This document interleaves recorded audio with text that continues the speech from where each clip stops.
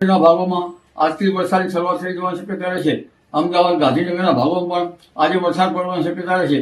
પણ ઉલ્લેખનીય છે કે મધ્ય ગુજરાતના ભાગોમાં આજે ભારે વરસાદ પડવાની શક્યતા રહે છે.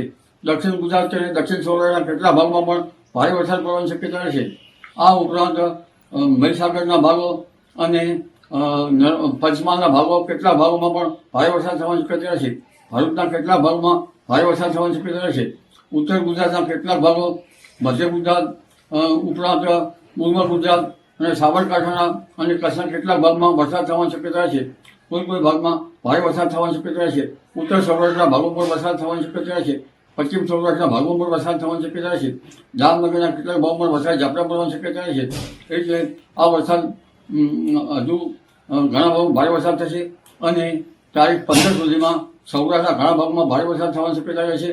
ગુજરાતના અન્ય ભાગમાં ભારે વરસાદ થવાની શક્યતા રહે છે. આ ઉપરાંત 24 જુલાઈથી 30 જુલાઈમાં પણ રાજ્યના ઘણા ભાગોમાં વરસાદ થવાની શક્યતા રહે છે અને કેટલાક ભાગોમાં ભારે વરસાદ થવાની શક્યતા છે. 2 થી 8 ઓગસ્ટમાં દક્ષિણ ગુજરાતના ભાગોમાં ભારે વરસાદ થવાની શક્યતા છે. તાપી નદીનું જળસ્તર વધવાની શક્યતા રહે છે.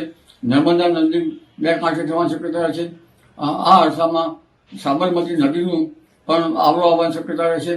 એટલે હજુ પણ ભારે વરસાદના લોકો ઘણા ભાગોમાં થઈ રહ્યા છે. જી.